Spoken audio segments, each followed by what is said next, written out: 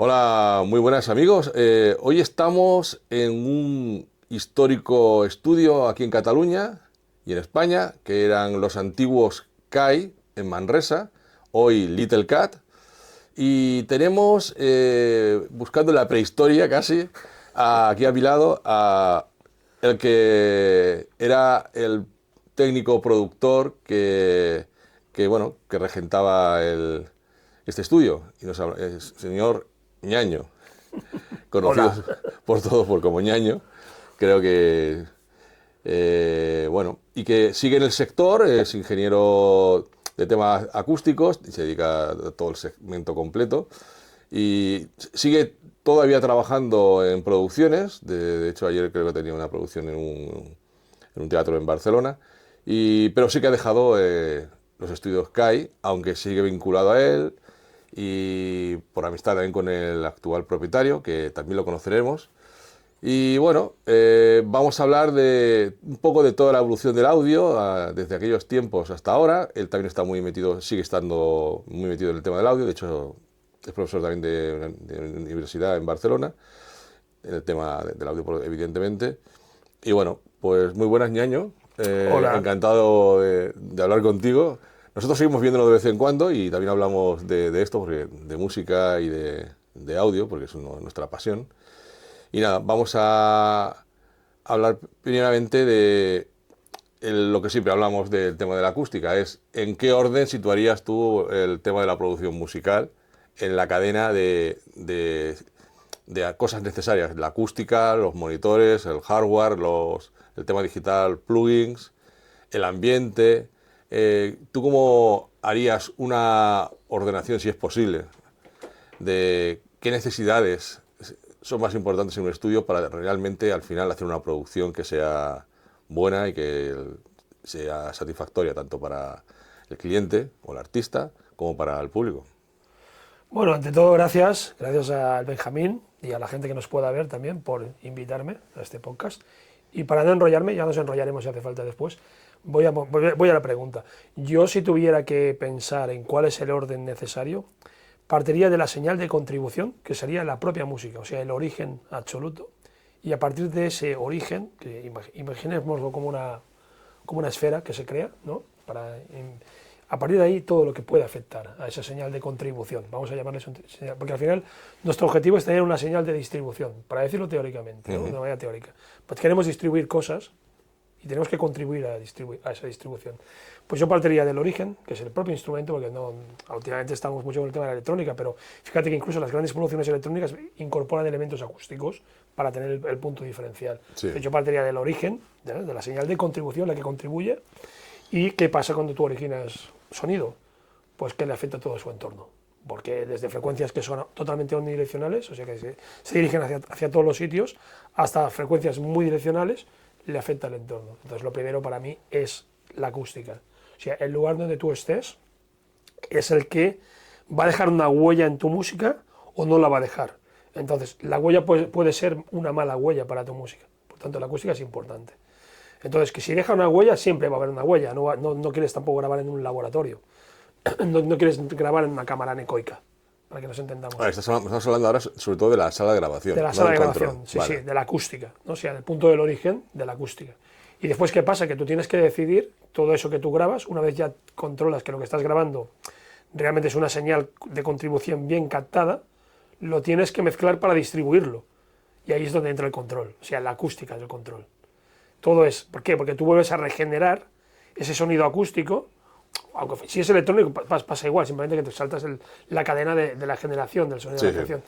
Entonces ya pasas al control room, ¿no? Siempre vamos a diferenciar entre estudio, como lugar Exacto, donde sí. se realiza el sonido, y control room donde se controla. Lo digo porque hay es como esa duda que si no eres especialista no sabes lo que es. Un estudio es todo en un momento dado, Sí, pero tiene una acústica diferente además y se pero el puede... estudio es donde se graba. Exactamente, Tú vas al sí, sí. estudio A, estudio B, estudio C, son tres. Por ejemplo, este estudio tiene A, B, C, tiene tres Exacto, zonas sí, de sí. grabación, ¿no?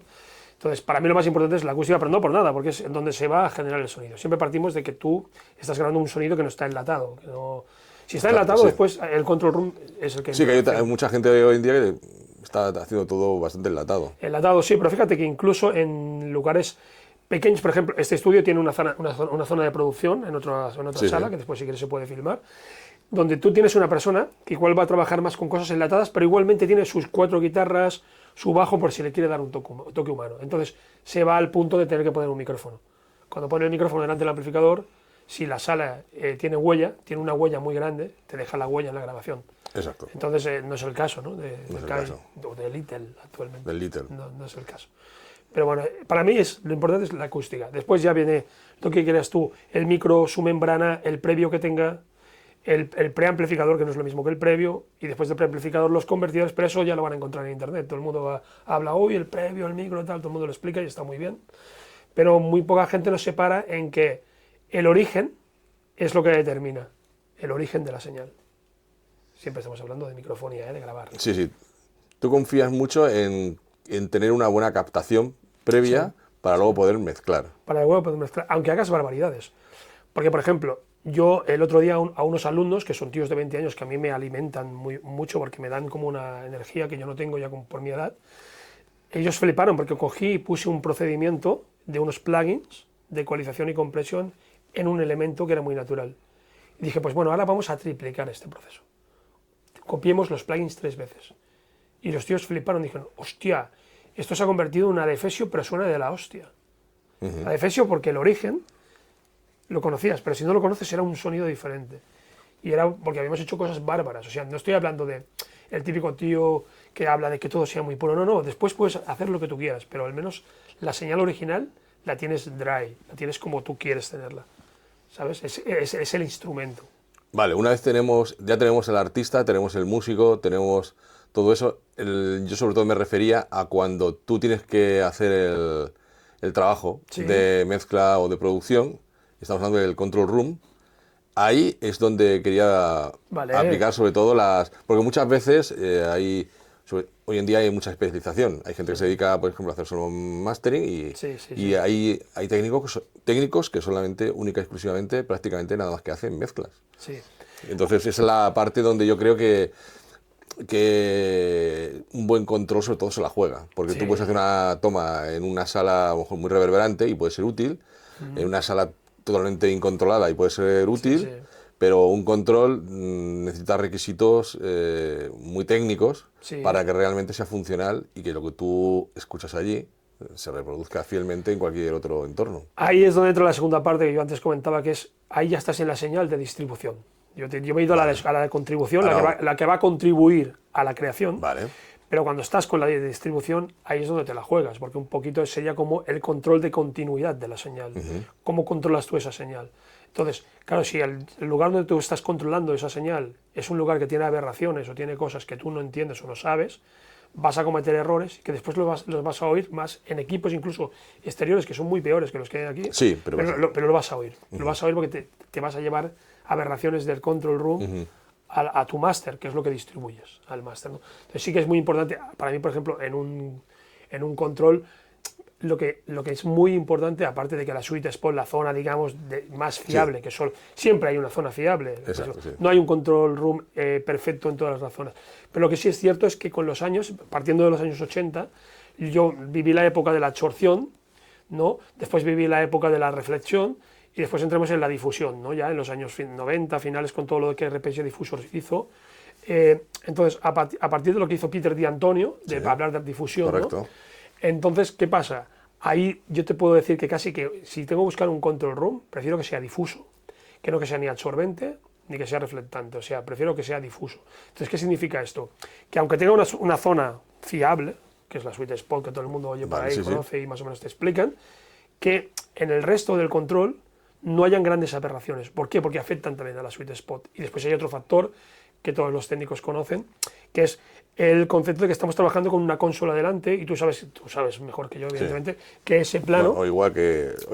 No. Tú que llevas toda la vida detrás de esto, vamos, pero mejor que tú no lo sabe nadie. Ese plano es una aberración, con lo cual incluso tú sabes que hay muchos estudios de mastering en concreto que están haciendo diseños laterales, o sea, donde no hay nada entre el técnico... Es lo más correcto ya... Sí, que es muy poco quizá, pero a nivel de purista sí que es cierto que si no tienes ningún elemento delante que te refleje, que tú lo sabes que lo más difícil es esta zona de aquí, a nivel de sweet spot. Ahora hablamos de una vez llegas a una zona lo más complicado, donde te aseguran un triángulo equilátero que dicen, bueno, ahí hay una buena sensación sonora, tienes el problema de este plano, ¿no?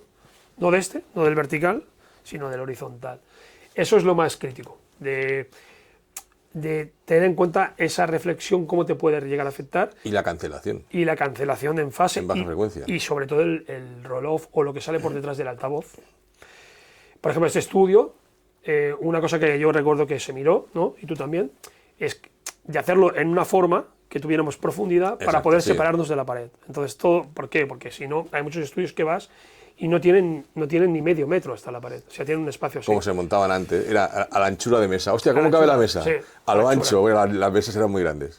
Y claro, ahí tenías una aberración en graves, tenías una doble frecuencia estacionaria en baja frecuencia, y eso hacía que muchas veces en estudios de aquí, no en Estados Unidos, porque allí ya eran grandes. Allí eran grandes los estudios, sí. Sonaban mucho mejor los graves en los discos de ellos. ¿Por qué? Porque nosotros tendíamos a atenuarlos por culpa de esa, digamos, enfatización de graves, ¿no? Y solo los buenos estudios en España, por ejemplo, en Barcelona, ¿no? Los buenos estudios que eran grandes y tenían unas buenas dimensiones, que podían pasar el técnico por detrás, como es este caso, hacían mejores mezclas, y era por eso, porque tocabas haciendo mezclas con menos cuerpo. Eso es un ejemplo de que... Bueno, también el tema de que antes se pensaba que empotrar un altavoz era por pura estética, y realmente cuando empiezas a subir en pulgadas la caja y a bajar en frecuencia tu main monitor, si no lo introduces dentro de un frontal donde esté absorbida toda la baja frecuencia de alrededor y tengas una señal limpia hacia adelante, pues yo he visto, antiguamente se hacía, luego bajaron los presupuestos y veía estudios con monitores enormes puestos sobre peanas. O sea que eso es el caos más terrible de la historia, ¿no? Eso es un gran error y hace referencia a lo que yo decía. Al final tú si tienes un altavoz tan grande en un lugar cerrado, atención, lo que en directo también, ya el directo salió de la Edad Media hace 15 años y ya trabaja en ese nivel también, ¿eh? Pero me refiero que aquí lo que te interesa en un sitio cerrado es que el altavoz sea lo más cardioide posible. Exacto. Que no tenga ese roll-off, esa digamos, vomitación o vomitado de atrás que crea aberraciones en baja frecuencia, sobre todo en ondas, baja frecuencia, en ondas que tienen más de 2 metros de longitud. Exacto. Y eso en directo está pasando ahora. En directo ya empiezan a salir altavoces de PEA, cardioides, y evidentemente de subwoofers, ya se inventaron hace 15 o 20 años, precisamente por el tema en el subwoofer es crítico, ¿no? De la cancelación, de todo, o sea, de todo lo que te venga reflejado desde la pared de atrás, ¿no? Aquí, claro, cuando tú creas esta caja, tú la pusiste ahí dentro y te aseguras de que ese altavoz, en cierta medida, sea cardioide. 100% no, porque en frecuencias de vibración, como son 20, el propio plano se convierte en un altavoz por vibración. Pero bueno, tampoco quisiera que esta entrevista fuera muy técnica, muy... No, ha de ser muy técnica, es que sí, estamos hablando de... justamente nuestro podcast está dirigido a todos estos secretos o cosas que la gente con experiencia conoce y que mucha gente joven que acaba de empezar, pues solo piensa en sus plugins, en hacer todo en ordenador y piensa... Lógico. Y luego les llega el fracaso de que hacen en su casa, en su habitación, algo que es la hostia, con auriculares o con lo que están oyendo allí, y llega al garito de turno o lo lleva a un estudio y dice, Dios mío, ¿qué he hecho? Mira, me estaba llamando antes un cliente de Valencia que me comentaba esto, que el estudio, bueno, Dana, un destrozo, bueno, esta cosa que todo el mundo conocemos ahora de qué pasó con la Dana, y estaba en su casa trabajando, hostia, Benja, tengo que hacer algo porque es que no consigo entender nada. Claro. Es que, claro, a la que pruebas el estudio, luego dices, hostia.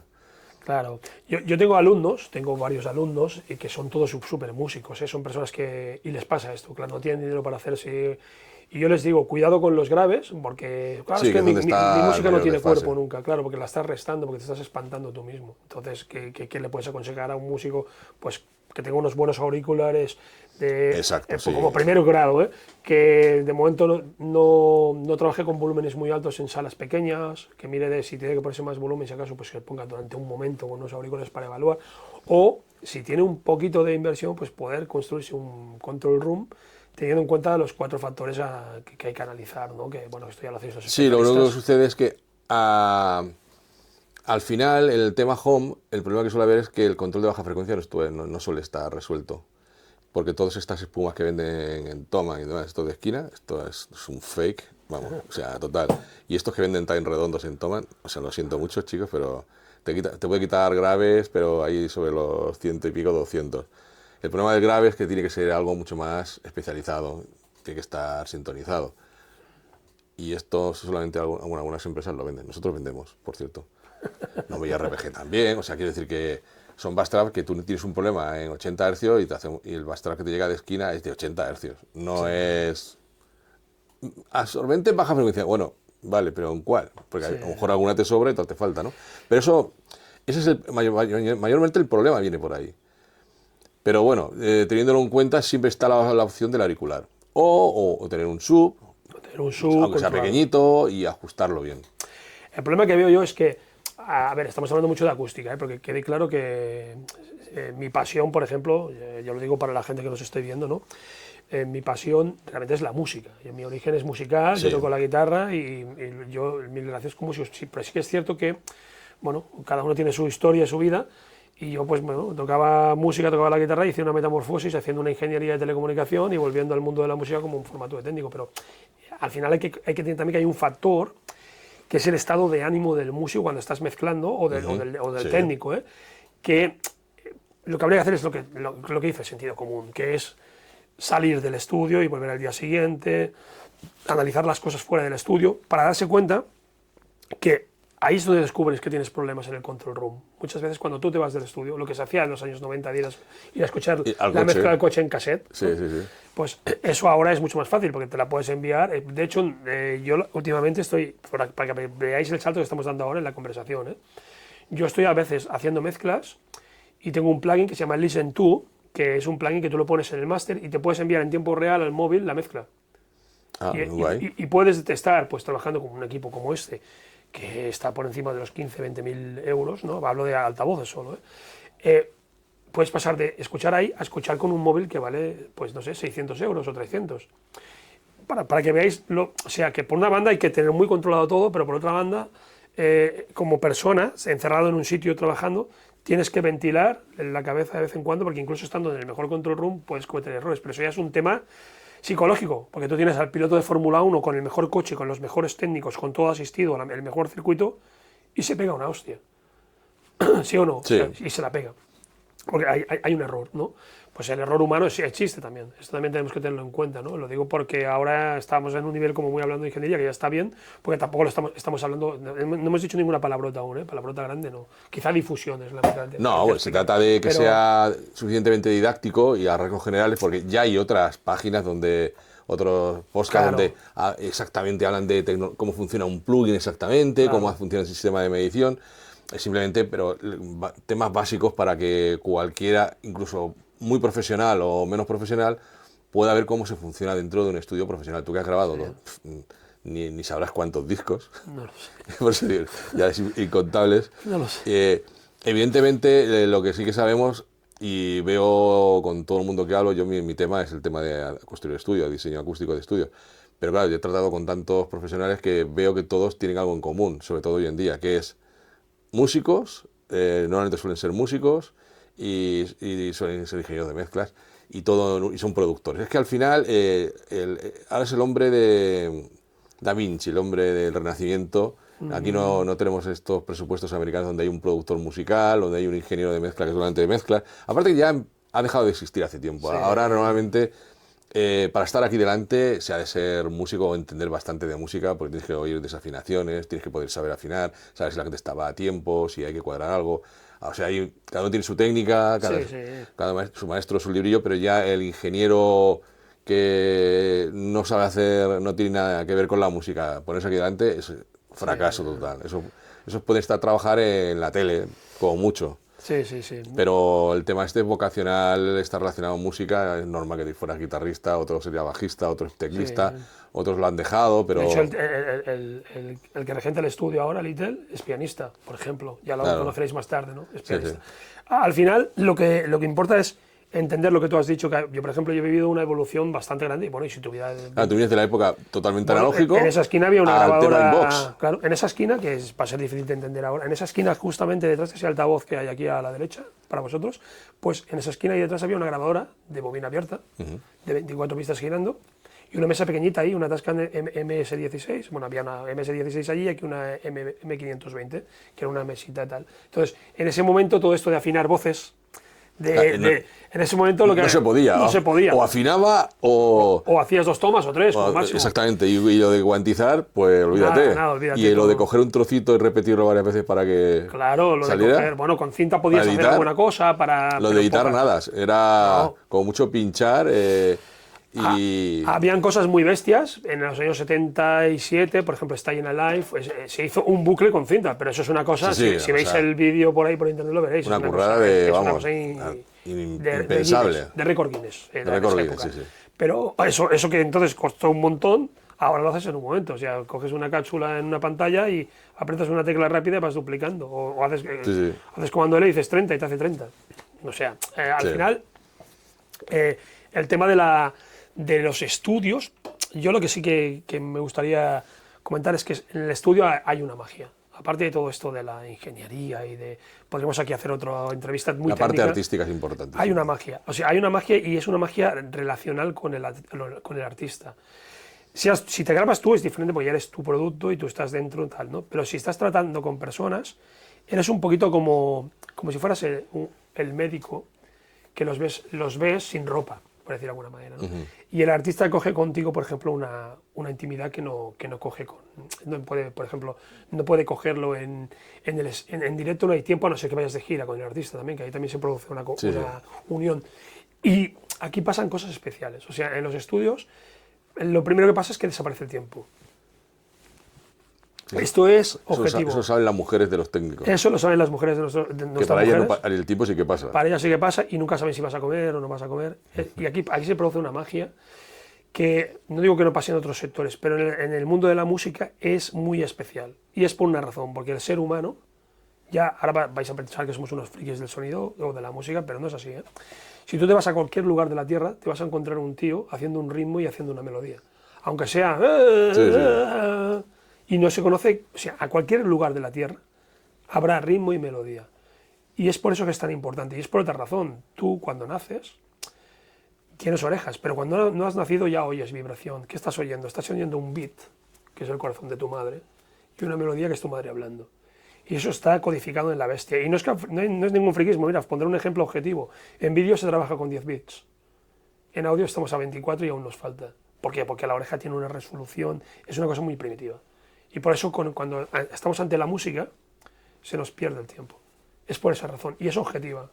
Yo creo que es un tema también relacionado con la creación, porque esto que me comentas tú de este trance en la producción musical o en la mezcla, esto es muy común y en algún podcast algún otro invitado ha comentado esta visión, ¿no? Esta visión de... Dice, yo cuando comentaba uno, dice, yo cuando empiezo a mezclar entro como una especie de trance que realmente no estoy pensando en nada, estoy pensando en el concepto, o sea, estoy ausente, ¿no? Es el proceso creativo, pero yo supongo que lo mismo le pasará a lo mejor a un pintor o a, no sé, a otro tipo de... Pero en concreto la oreja, hablamos ahora de algo objetivo, ¿eh? La oreja es un concepto, por ejemplo, un pintor, no digo que sea ni más ni menos, ¿eh? O un arquitecto, es un proceso creativo, evidentemente. Sí. Pero los músicos, por ejemplo, cuando acabamos un disco nos lo escuchamos otra vez, nos lo volvemos a escuchar, lo escuchamos al cabo de unos años. En cambio, un arquitecto cuando acaba un edificio se va a hacer otro y no se lo mira. Porque si lo miras se vería 30.000 defectos. Lo que nos pasa a los músicos es que siempre estamos buscando defectos en nuestras mezclas. Pero eso como todo el mundo, pero eso es lo normal. Pero nos quedamos ahí, es como una cosa, como si estuvieras encantado, ¿no? Y ese problema de la resolución de la oreja. La oreja tiene una resolución increíble. O sea, tú tienes una verticalidad, por decirlo para que se entienda, una delta de Dirac, que se dice en matemáticas, tienes una verticalidad que dura en nada 70 microsegundos y la oreja la oye. En cambio, en un plano de televisión tienes 45 píxeles de error, que es normal, es una BVR, se llama el parámetro, ¿eh? Una BVR normal de 0,5 o 1, ¿no? Y son 30 píxeles muertos que no se ve lo que se tiene que ver y la vista no lo ve, porque trabaja 10 bits, porque la vista es un órgano nuevo, que por eso es tan atractivo, porque es como la nueva novia, ¿no? Es muy atractiva la vista, ¿no? Pero realmente no tiene resolución. Y por eso nos comemos tanto el tarro con la acústica. Por eso pasan tantas cosas raras con el sonido, porque el sonido, voy a decir una palabrota, ¿eh? El sonido es caótico, eso no es ninguna palabrota, todo el mundo sabe lo que es el caos, pero además es un tipo de caos, ¿vale?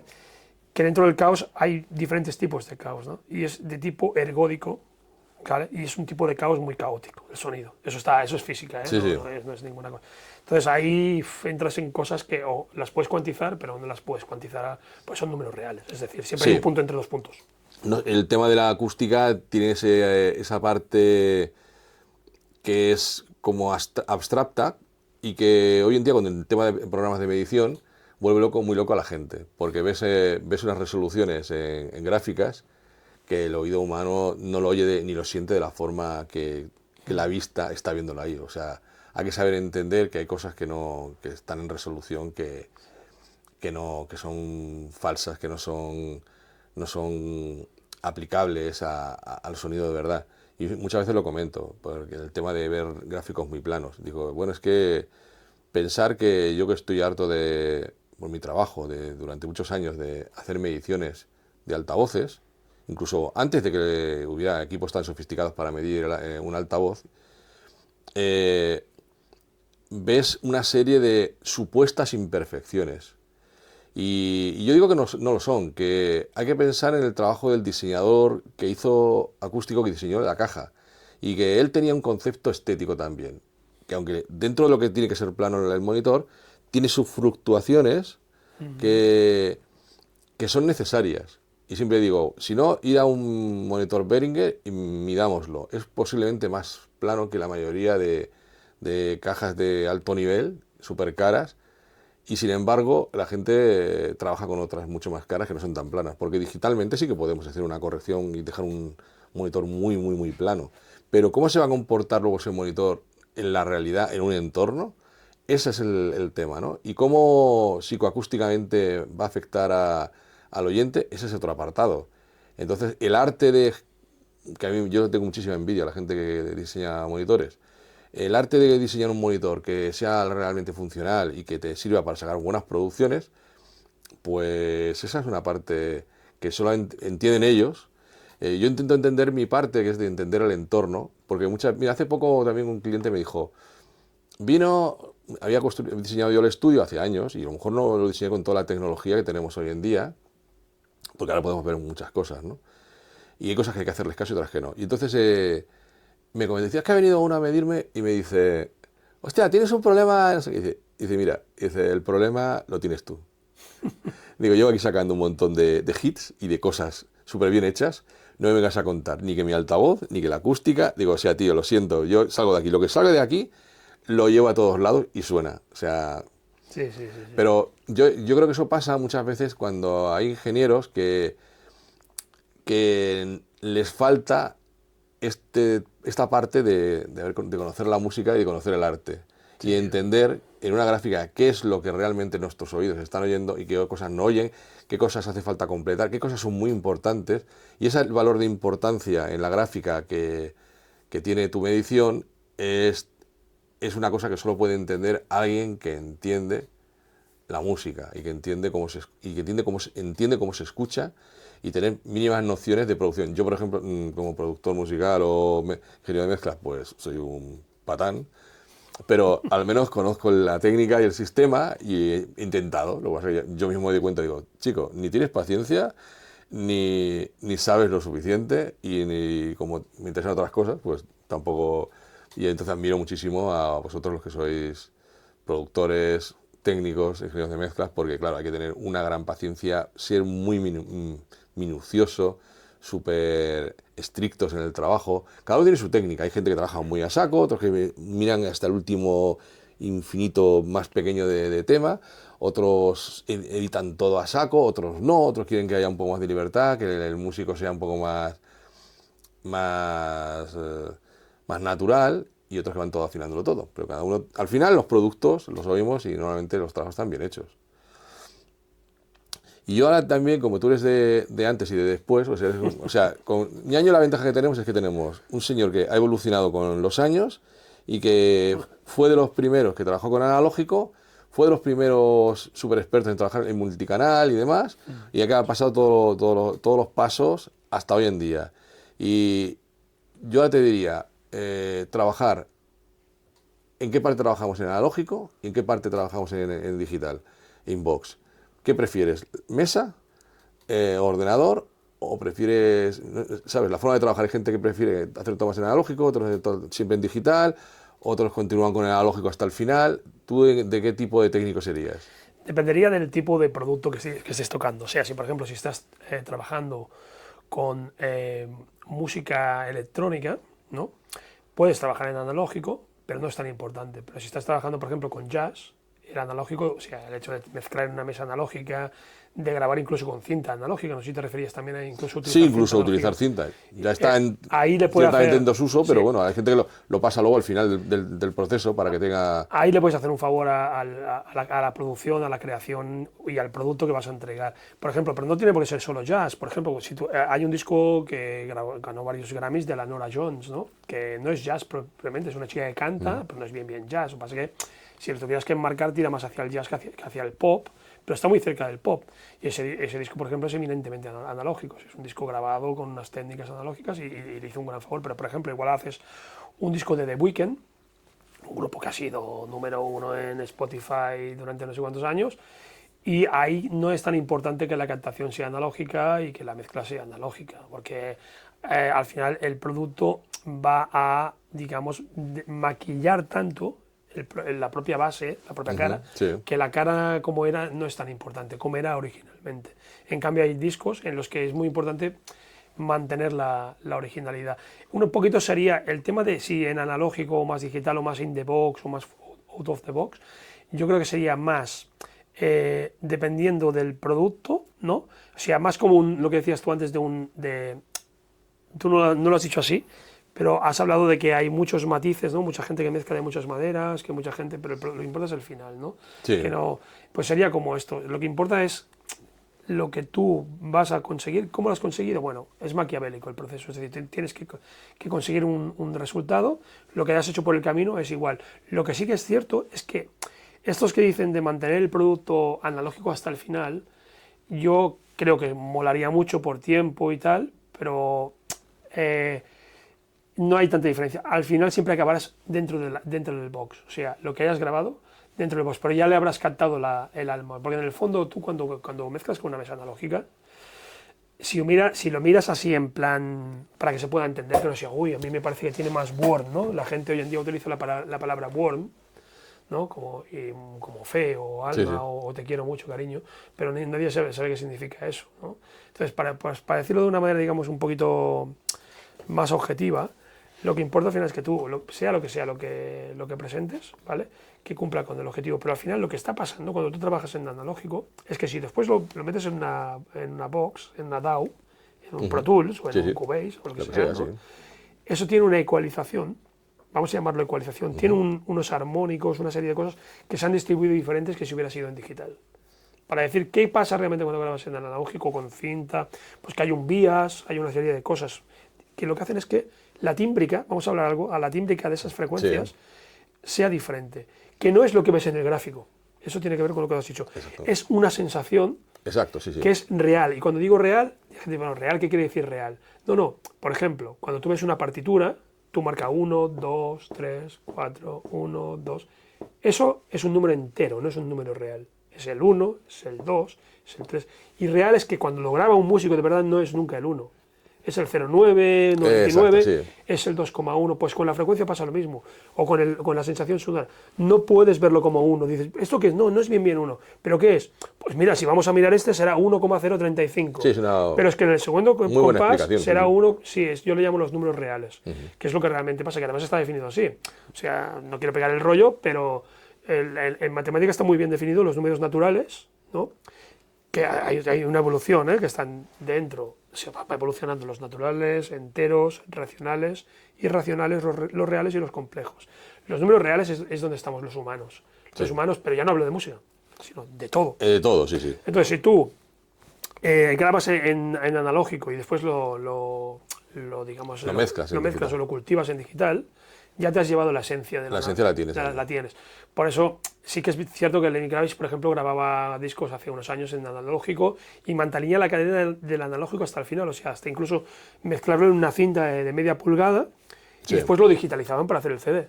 Claro. Y seguro que era más puro aún porque había habido una última ecualización en la cinta de máster de media pulgada.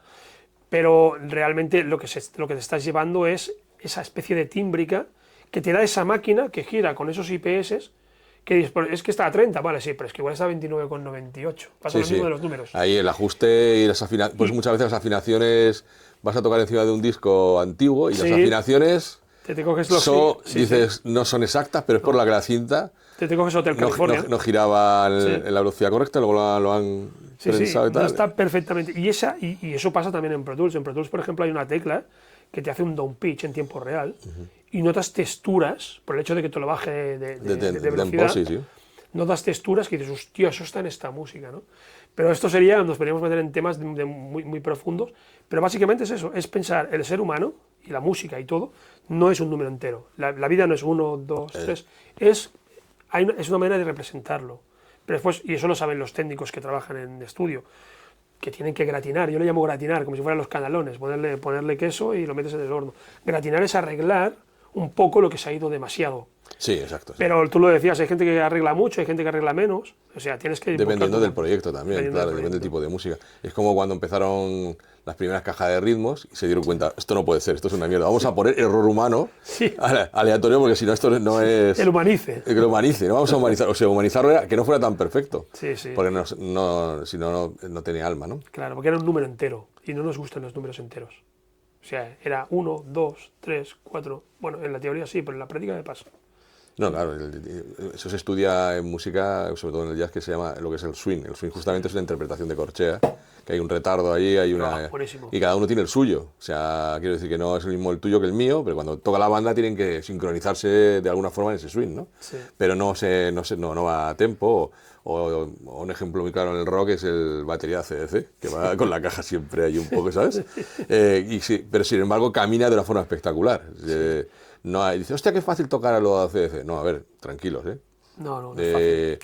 Toca aquello que suene así, que suene con ese groove y demás. O sea, no hay nada más complicado. Y justamente es esa imperfección la que hace... No hay nada más complicado que eso, que tú decías, que por ejemplo, hablando de un batería, porque hablas de un batería, tener un batería 3 minutos haciendo un grupo de bombo, caja charles y disfrutando. Que no tengan la necesidad de hacer un break cada 2 compases. Exacto, sí. Y el restaurante, que yo le llamo el restaurante, empezar a darle los platos. Porque llega un momento que le dan tanto los platos que parece un restaurante. Tienes baterías muy buenos que hacen esto, lo que hace el de AC/DC, de mantener. ¿Y qué pasa? Que van todos juntos. Esa es la magia de la música. La magia de la música no es que sea perfecta, no es una línea. La magia es que vaya todo el mundo junto. Cuando alguien se desvía, lo notas. Pero si lo analizas, si tú coges Eagles Hotel California, y hay movimientos en muchas canciones, bueno, ahora pero todos, son micros. Ahora todo se cuantiza. Todo se cuantiza. Tocamos con claqueta y bueno, también es una exigencia del público, ¿no? Porque incluso ahora en directo los baterías suelen llevar una claqueta también. Sí, lo que pasa es que aunque haya claqueta, hay una desviación. La interpretación del tiempo siempre, dentro del tempo, es siempre diferente. Sí, la gente que trabaja con Pro Tools, digo Pro Tools porque es más de ondas, ¿no? La gente que trabaja lo sabe, los técnicos lo saben porque dicen, vale, aquí hemos grabado con claqueta, pero después ven la desviación y ven que va el beat un poco antes, un poco después, un poco antes, un poco después. Cuando digo un poco me refiero... Sí. Es que no lo notas. En la interpretación, siempre tiene una variación. De hecho, cuando se suelen doblar guitarras, por ejemplo, o voces, cuando se dobla justamente porque hay un... Sí, para conseguir el efecto. Hay un efecto de que el mismo músico no va a tocar las 2 tomas iguales. Es un poco... Sí. Pero sin embargo, si cogiéramos y la dobláramos artificialmente, no sonaría bien. No. Suena raro, ¿no? Trabajando con gente joven o gente no tan joven, ¿no? Hay el gag que te dice, bueno, esta guitarra la doblaremos, la retrasaremos y ya la tendremos doblada. No, eso no es doblado. No es lo mismo. Eso tiene que ver con lo que te decía, son 2 números enteros, idénticos siempre uno al lado del otro. En cambio, cuando doblas haces esto. Incluso en afinación varían, solamente cuando golpeando más flojo, más fuerte. Hay muchos matices. De hecho, hay efectos que intentan hacer un doblado artificial que no lo consiguen. No lo consiguen. Y lo que hacen es generar micro desafinaciones y micro desfases de tempo. Sí. Pero no suenan. Lo más real es grabarlo 2 veces. Hacerlo. Porque el tío tocando es un número real. En cambio, aunque tú pongas la primera toma y la segunda y pongas un plugin que les haga hacer esto, como que es la misma señal esta que esta, y aunque la cambies un poco, solo le vas a cambiar algunos matices, ¿no? Pero, y aunque hagan esto, que es lo que pasa cuando tú doblas, pasa esto entre las señales. Nunca van así. Exacto, sí. ¿No? Pero, claro, lo que dices tú, hay un montón de información en una y otra diferente, no solo la del tiempo. Y ahí es donde, eso es el número real que digo yo. Pero ahora basándonos en música, en ejecución, en púas contra púas, en intensidad, ese es el número real. Es decir, este beat, ¿dónde está? Está en tanto. O esta púa para abajo, ¿dónde está? Y la contrapúa, ¿cómo va? Hostia, no sé, déjame que analice una a una. Y nunca te va a salir igual. Que es la magia de la música. Esa es la magia de la música. Y luego, cambiando un poquito de tema también, dentro del tema también de la acústica y del sonido y las evoluciones a la actualidad, ahora últimamente, como sabes, hemos llegado al momento Atmos, desde que Apple parece ser que tiene cierta intervención con Dolby y se ha trasladado lo que era los sonidos multicanal, que de hecho yo recuerdo que tú eras muy experto en el tema 5.1, en los tiempos que nadie que confiaba en ellos. Ya estamos en el momento Atmos, que es un tema bastante diferente en cuanto a la forma de trabajar, porque se te trabaja en elementos en lugar de canales. Y entonces el Atmos ha llegado a la música, ha saltado del cine y ha saltado a la música, y entonces ahora todas las plataformas ofrecen la posibilidad de oír música en Atmos. De hecho, desde el momento en que Atmos es trasladable o a tener muchos monitores o a simplemente con unos auriculares, porque es un tema de trabajando en binaural, se ha visto la posibilidad de que es trasladable a todos los soportes, teniendo el decodificador correcto. Entonces, como la industria quiere que compres un decodificador y que pagues por el símbolo Atmos, pues estamos yendo un poco a eso. Pero yo veo que hay un bastante de rechazo, sobre todo en los ingenieros de mezclas. Yo no sé por qué. Hay algunos que sí, que están enamorados, otros, la mayoría que no. Y el público en general, pues no tiene información todavía, creo yo. Saben que han oído Atmos y les suena a todo el mundo a cine y a series, pero en música no todo el mundo acaba de verlo. Pero sí que es verdad que los grandes proyectos de mezclas se mezclan en Atmos y se mezclan en estéreo. Correcto. Yo no sé cuál es tu opinión de aceptar esta evolución o no. No. Yo, sinceramente, no sé si es que le veo cosas buenas a todo o qué, pero yo te voy a decir una cosa. Lo primero que tenemos que decir es que la gente sepa lo que es el Atmos. Eso para empezar. Sí. El Atmos es un algoritmo que se llama C4, pero no os preocupéis, no voy por ahí. El Atmos al final es... primero era el mono, que es el origen y es el futuro. Exacto, que sí. nosotros decimos muchas veces en broma, los ingenieros, el futuro es el mono, pero lo decimos en broma. Después llegó el estéreo, después se amplió, se mantuvo el mono y se puso el estéreo también, y había el LCR, Sí. que izquierda, centro, derecha, ¿no? Después se hizo el surround, que surround quiere decir rodeado. Sí. Lo digo para que lo sepáis. Surrounded realmente significa rodeado. Alma de profe, ¿eh? Bueno, lo digo para que... Y apareció este plano, donde no solo hay lo de adelante, sino lo que te rodea. Y el Atmos, atención, lo digo porque hay gente que no sabe lo que es el Atmos como conceptual, es que apareció una cosa que se llama azimut, que es el aspecto del techo. Sí. Entonces, eso lo digo. Entonces, ¿qué hicimos? Además de estar en mono, abrirlo y rodearnos, pues pusimos algo que nos dé por arriba. Y cuidado que viene una cosa por el suelo también, pero eso ya hablaremos otro. Pero primero se inició con suelo, pero se descartó el por el Tapiz tema... Magic. Pero bueno, el tema es, el Atmos es esto, pero la magia del Atmos, y yo creo que sí que es positivo saberlo, es que lo han asociado a un algoritmo que se llama AC4, que lo que hace es que sea escalable a un cine con Exacto. 64 altavoces, Sí. a un binaural, que tú ya lo has dicho, con lo cual tú puedes disfrutar, no como en un lugar, un espacio grande, claro, porque el espacio es el espacio, pero puedes disfrutar. Y también hay que tener los ojos bien abiertos, porque ahora iTunes está posicionando las canciones más arriba en sus listas solo por el hecho de que tengan mezclas en ambos. Exacto. O sea, hay que tener esa visión también, queramos o no. Importante para los que estáis todavía como negacionistas del Atmos. No se puede. Yo doy mi opinión, ahora me mojo. El Atmos es una cosa que es inevitable, porque es. Ya os digo que viene el suelo. O sea, el día que os pongan altavoces en el suelo y os metan abajo, os vais a cagar, perdonad la expresión. Pero ya se inició así, ¿eh? Sí, os vais a cagar. Porque antes de Atmos yo ya había construido un laboratorio para trabajar con malla y con altavoces debajo. Con suelo técnico, con altavoces en la zona baja, y se descartó. De hecho, esa empresa fue absorbida por Dolby, que fue cuando construí los laboratorios Dolby en Barcelona. Sí. Y eran los mismos, que habían desarrollado el producto por otro lado, más avanzado quizá. Sí. Y se llamaba InSound el proyecto, que era un proyecto también que estaba relacionado con la Universidad Pompeu Fabra. Y bueno, al final se descartó y están trabajando simplemente porque era muy complicado. Porque al final complicado. está la pasta. Es decir, Sí. hostia, como se pensaba en cine, y dice, hostia, en un cine tenemos que levantar los suelos para poner altavoz. Y dijeron, Es complicado. vamos a resolverlo de otra forma. Pero es lo que va a venir, porque fijaros, en el fondo cuando he dicho lo del mono, lo del LR, LCR rodeado y arriba, estamos llegando a una semiesfera. Si os lo imagináis como un espacio fácil de imaginar para todo el mundo, pasamos del punto a la línea, y de la línea al círculo, y del círculo a la semisfera. Es fácil de imaginar, cualquier persona que tenga un poco de visión tridimensional la tiene ya solo con mis palabras. Pues nos falta la esfera de abajo, pero eso ya vendrá.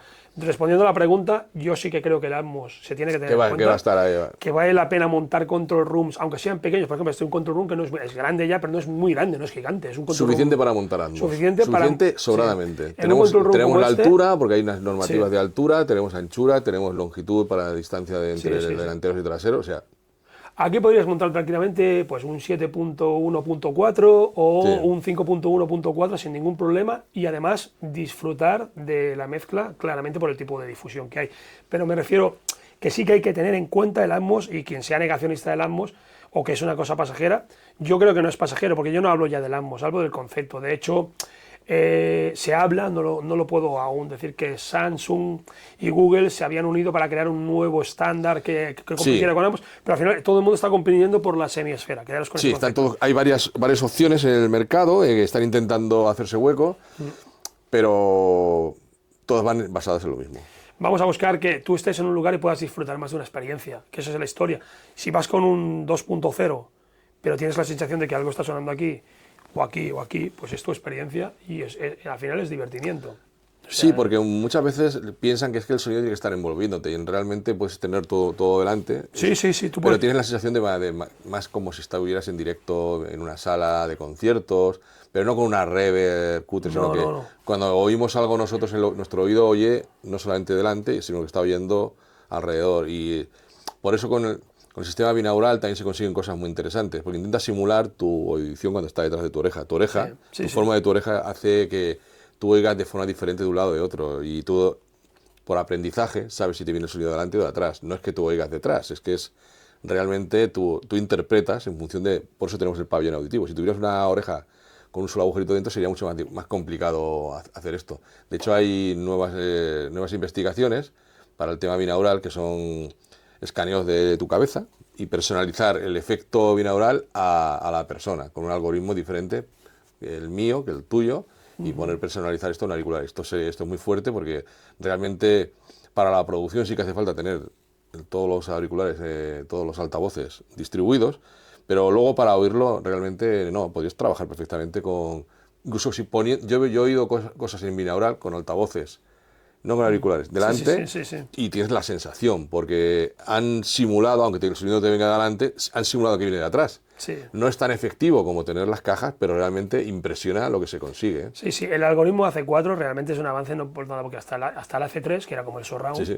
el AC3 era simplemente unas definiciones, pero el AC4 define la trama de reducción-ampliación hacia un 2.0 o hacia niveles 2.1, 5.1, 7.1.2, o sea, es un algoritmo matemático que permite que, en varios reproductores imitar esa sensación.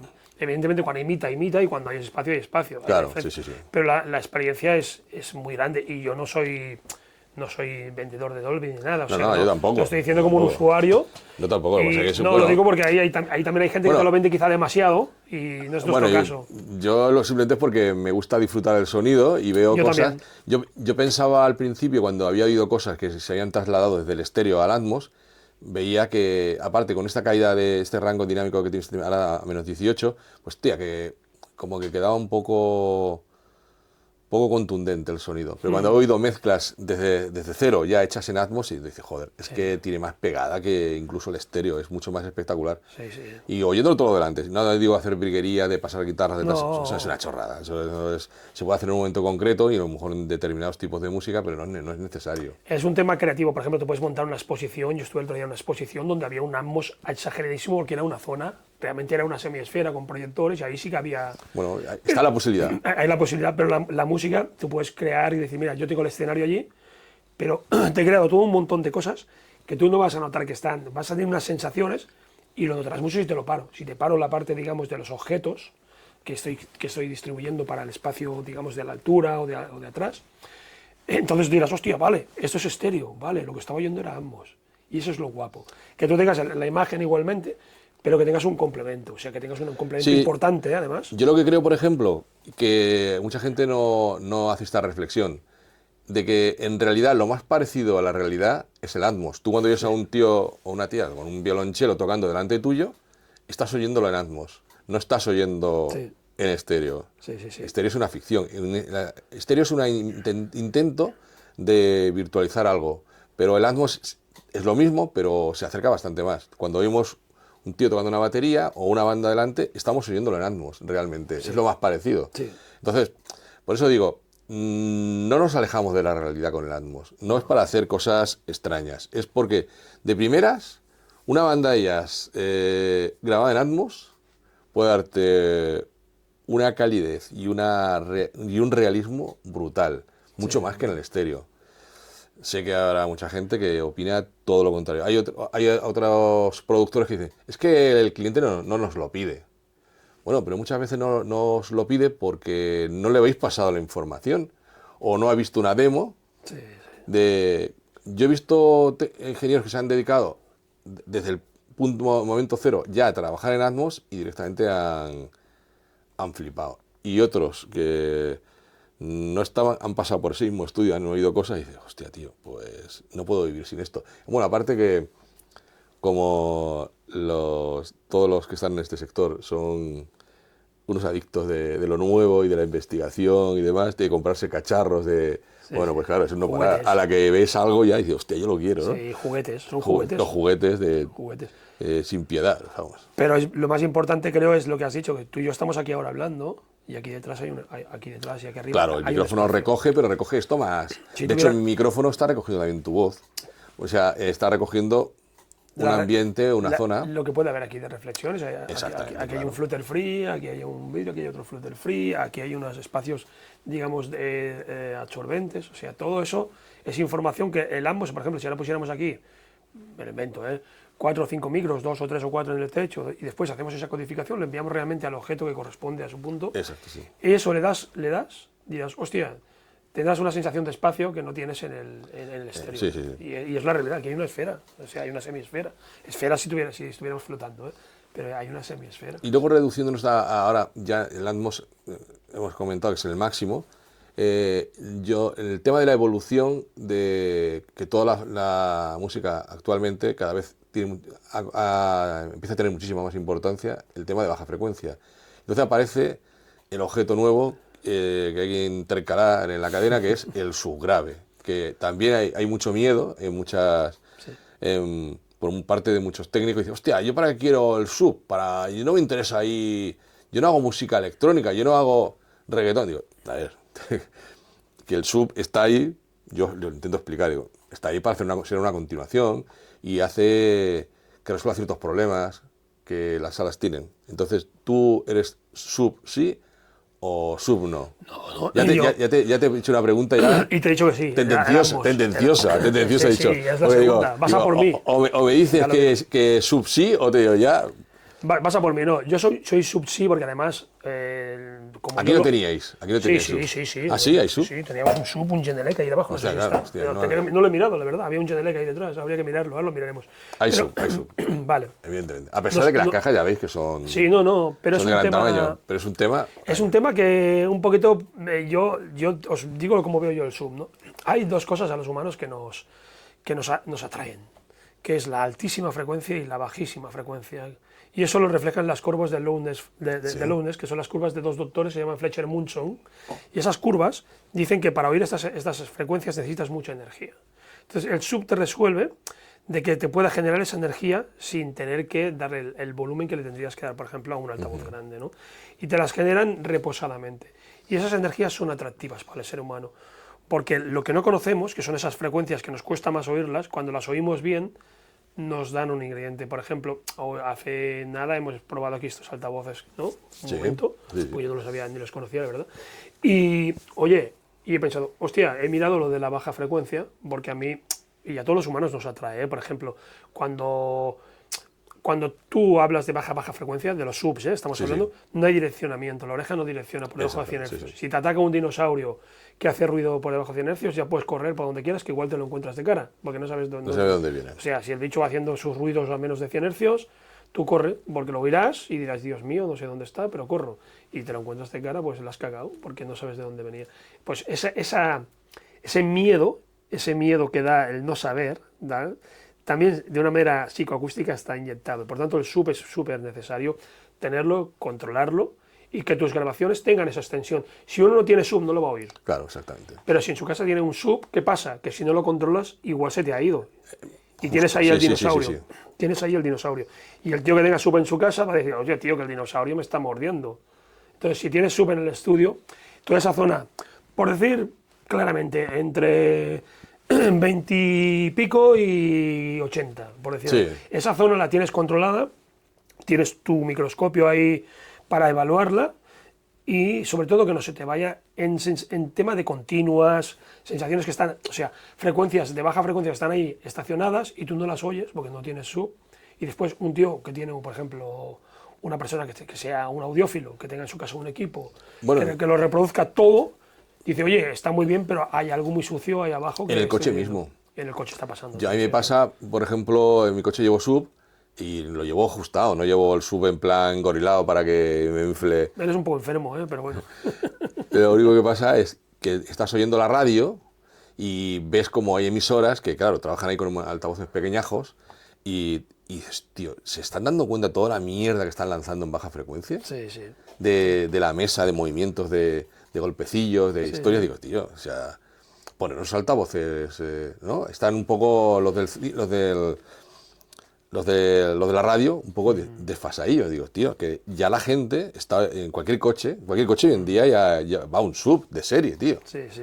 Ya no te hablo a nivel doméstico. No, no. O todos los auriculares ahora que están vendiendo, que más o menos de precio elevado, porque a la gente le gusta, ahora le gusta, se gasta mucha pasta en los auriculares, todos tienen unos graves, potenciados, exagerados además. Sí, a veces Y entonces, exagerados, si oyes la radio, te pasa esto, que la radio la oyen personas de todas las edades, no está la gente joven también, bueno, yo no soy joven, ¿no? Pero yo oigo la radio, igual soy yo de los pocos que oigo en la radio.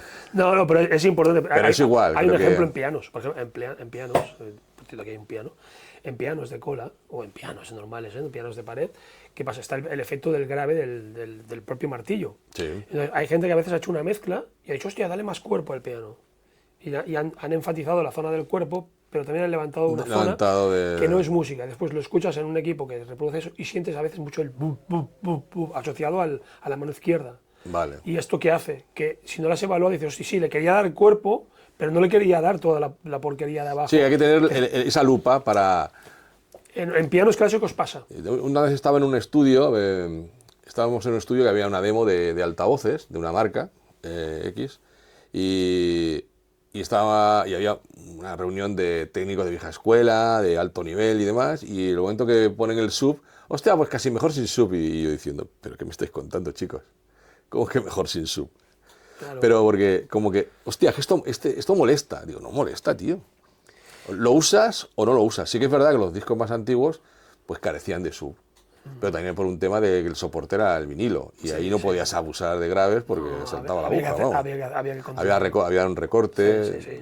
pero Si que no bueno, pero... Si no es surco, salta. Claro, exactamente. Entonces, pero hoy en día esa limitación sonora o técnica no la tenemos y el sub es una cosa importante. Aparte, las afinaciones de todas las bandas, incluso de rock, están bajando al infinito. Han aparecido los instrumentos multiescala también para poder bajar más las afinaciones. Entonces, pues yo creo que Es una ampliación, es como lo del Dolby. Vamos, el ser humano busca, have more fun, que digan, buscar diversión, y si tú amplías una experiencia, ya está. Simplemente que hay gente que le da como mandra o a veces también es tan económico, tanto lo del Mambos como lo del sub. Sí, hay o gente que empezar- le da como pereza, ¿no? o empezar de nuevo, ¿no? Por decir, hostia, Sí. tengo mi sistema ya controlado, tengo ya mis Y ahora me tengo que matar a... plantillas en el Pro Tools y tal, y ahora de pronto me salen esta gente a tocarme los huevos Sí. con el puto Atmos, Que que, tengo que no me lo ha pedido nadie, y espérate, y callado, que no me lo pida nadie. Pero es la diferencia. Pero es la diferencia. Y si sin lo embargo tienes- hay otra gente que dice, hostia, tengo que estar al día, ¿no? Tengo que... Bueno, yo creo que esto morirá como los... Me decía el otro día otro técnico, dice, no, esto morirá como lo del MIDI y estas cosas. Digo, bueno... No, pues yo creo que cambiará el nombre. Digo, quizá, hombre, pero no. puede que cambie el nombre o... Sí, puede cambiar A ver, el hay nombre. cosas... no, esto es como el cine 3D. A ver, el cine 3D es que no funciona bien, no está bien hecho. O sea, todo el 3D... o sea, la verdad es que una película en 3D queda como forzada, queda cerrada, no. Pero el Atmos es un plus más. Notas como más aire, todo más separado, los instrumentos mucho más llenos. No sé, entonces yo siempre cuando estoy en casa y estoy viendo alguna peli, hostia, pone Atmos, porque son unos cabrones, nos tienen vetados aquí en España. Y en versión original Atmos y versión nacional, pues... al final, nos yo lo quitan. creo que como resumen de todo esto que estamos hablando es cuanto tú más puedas ampliar la experiencia y el control sobre esa experiencia, porque claro, si tienes que distribuir señales en Dolby Atmos, tienes que tenerlo controlado. Mejor, o sea, es así de simple, porque si no, oye, nosotros hacemos la broma, hostia, el futuro es el mono, chicos, a los técnicos le hacemos esta broma, porque el mono es muy importante, pero eso es otro capítulo. Pero tú todo lo que puedas ampliar será mejor, de hecho el Dolby Atmos ya contempla subwoofer, evidentemente, ¿no? Pero es mejorar la experiencia y sobre todo los que nos gusta el sonido y creemos, como yo os he dicho antes, yo para mí creo que el sonido es una cosa tan intrínseca en el animal, en la bestia, en el animal que somos. Ya os lo he dicho, el beat es el corazón de tu madre y la afinación o la melodía es tu madre hablando. Y eso lo oyes cuando no tienes orejas, son vibraciones. Entonces esto está codificado muy dentro del ser humano. Y los que somos unos frikis de todo esto, o que nos gusta, realmente vamos siempre a valorar. Y yo conozco muchos técnicos que eran reacios y que después lo oyen y dicen, oye, pues y van cambiando de opinión. Al final es mejorar la experiencia y esto está pasando en directo también, En directo comienza ya los técnicos de directo comienzan a hacer experiencias pues con sistemas que tiene ya ahora Meyer, ha sacado un sistema, ¿no? Que se hace servir más para salas que se llama Constellation, y también D&B está trabajando en sistemas de sonido tridimensional, ya no le vamos a llamar Dolby Atmos, son sistemas matriciales. Sonido tridimensional, sí. Sistemas matriciales. Sonido 3D, yo lo conocí antes de empezar al Atmos, ya conocía el tema de la investigación, y le llamaban sonido 3D. Sí. Yo hice la primera sala 3D años antes de que hiciera Atmos. Pero además el Atmos ha llegado tan ahora, o el sonido 3D, ha llegado tan a todo como por ejemplo en el SMUC, en la Escuela Superior de Música de Cataluña. Recuerdo que en la época de la pandemia construimos una sala para composición en sonido 3D. Montamos un montón de GNLX y demás, o sea, ya directamente la composición se parte del 3D.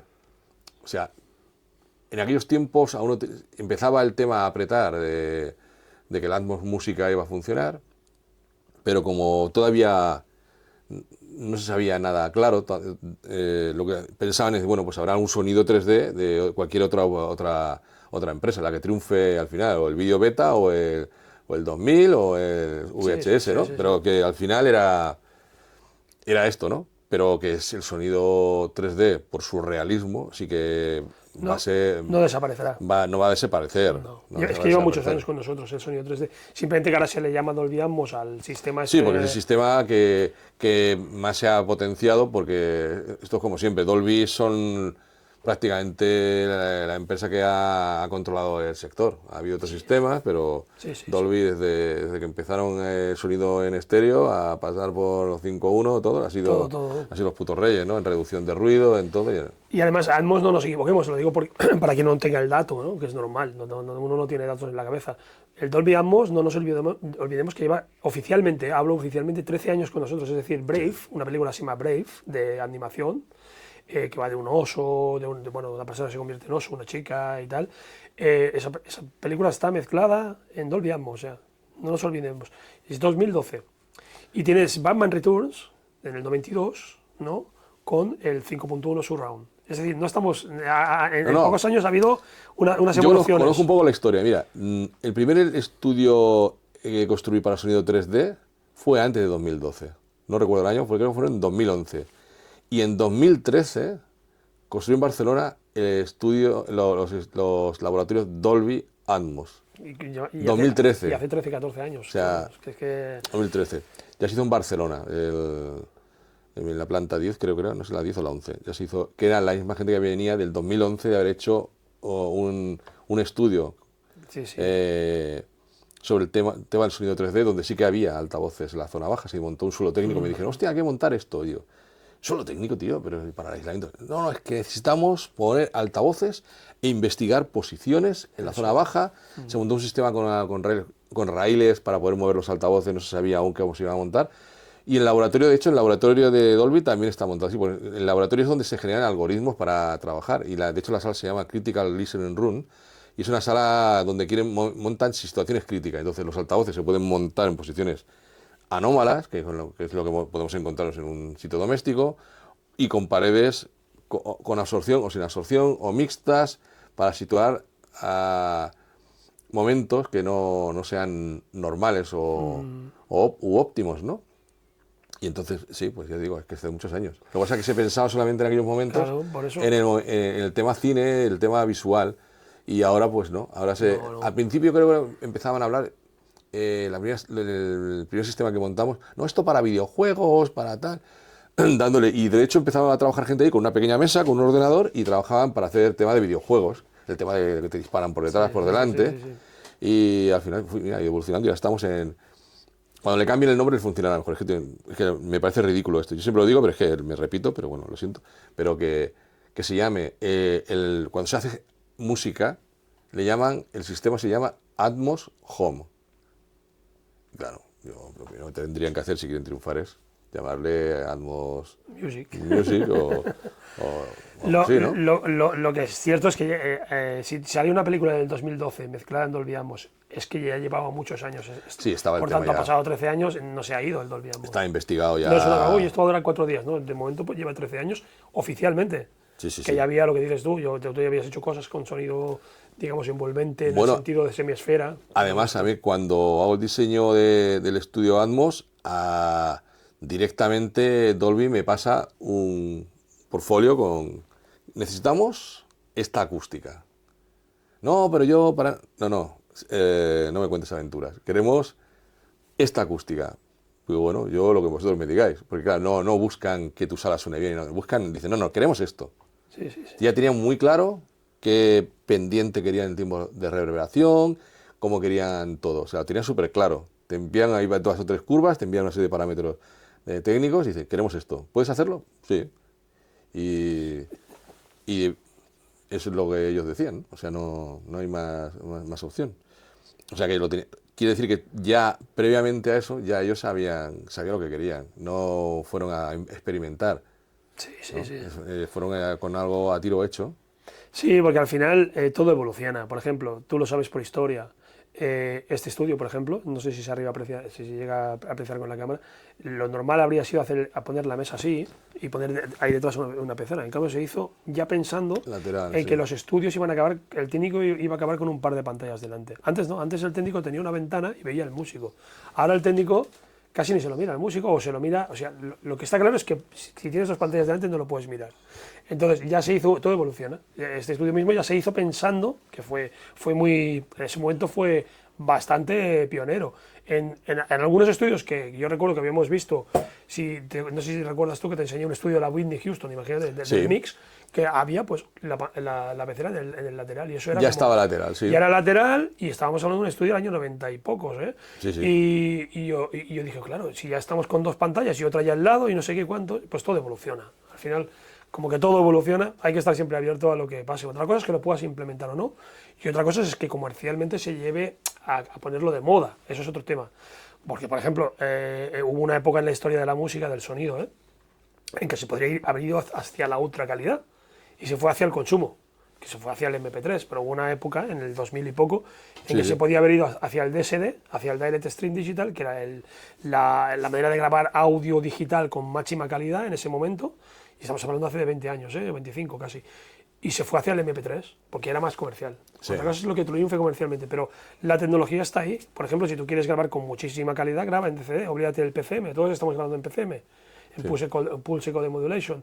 Pues hay el DSD, que es el Direct Stream Digital, que eso es 2,8 millones de veces por segundo. Eso sí que es una muestra bien pillada. Entonces, o 3 y pico, que hay el Extended. Entonces, hacia donde vaya el mercado... El mercado y el negocio. Y la rentabilidad, y que sea viable técnica y económicamente. Sí, técnica y económicamente. Que sea pagable. Lo que pasa es que hemos llegado al Atmos, que ahora sí que es pagable. Sí. Unos simples auriculares, mira, todos los teléfonos, da igual el teléfono que tengan, por muy cutre que sea, pone ya sonido Atmos. Por eso creo que va a O mantenerse. sonido... Va a mantenerse, con esa marca o con la que sea. claro, Va a mantenerse porque lo están haciendo comercial. Por ejemplo, cuando salió el Direct Stream Digital, el DSD, que mucha gente no sabe ni lo que es, evidentemente, ya es la prueba de lo que digo, que Sí, es sí. UFO. Yo lo oí y dije, hostia, esto es la hostia. Esto es una que parece analógico. Y parece que era muy caro, o sea, no lo supieron. ¿Y qué ganó el MP3? Ganó la cantidad. Ganó la cantidad, sí. Sí, no la calidad. Bueno, pues no sé si tenemos alguna cosilla más. Yo creo que ya Sí, nos hemos enrollado mucho. Nos hemos enrollado un poquito. Bueno, lo normal es que había cosas que decir. Y nada, pues chicos, hasta la otra próxima edición de nuestro podcast. Y bueno, aquí estamos para, como siempre, con invitados de gran interés, como aquí en este caso Ñaño. Mira, que por cierto, le llamo Ñaño, es que no recuerdo ni su nombre. Es que es Ñaño. Me llamo Tony Castaño. Mucha gente, Tony Castaño, mucha sí, gente tío. no me conoce el nombre, solo Ñaño porque Antonio Castaño. Sí, Antonio Castaño.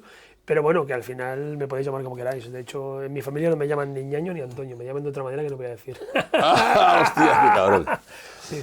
Pues nada, Ñaño, que es mi nombre, tu nombre de siempre, tío, para mí, y encantadísimo de haber estado por aquí y haber recordado ahora Little Cat, que antes fueron los antiguos Kai, y bueno, retomando otra vez tu visita y recuerdos del pasado, ¿no?